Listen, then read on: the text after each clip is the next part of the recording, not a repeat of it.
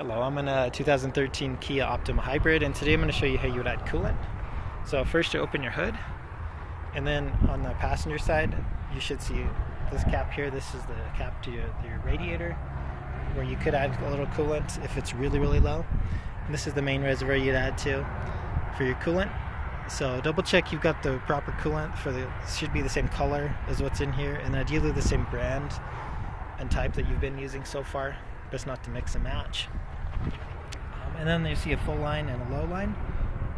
But to add to this or to the system, you want to make sure the vehicle is turned off and is cool, because this liquid can get to a boil and you don't want this poisonous stuff to shoot out at you.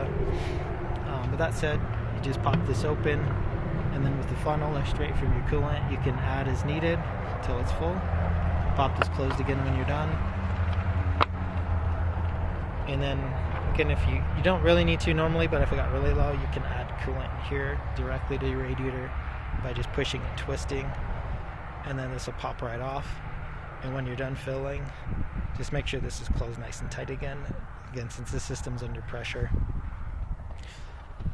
And then check around for any cracks in the system or leaks through the lines as best as you can. And the same with the radiator. Sometimes if it gets hot, it can get cracks as well. And if you've got the hybrid model, this side here would be for your coolant for your hybrid battery, which same thing, just double check your owner's manual online source. You got the best coolant for your make and model, but you could add it there as needed till it's full. As you can see, this is full on this one, so I don't need to add it here. And another way to check the system for any leaks through it is when the vehicle's on. You might see some coolant start to puddle around the engine bay or underneath the vehicle on the ground.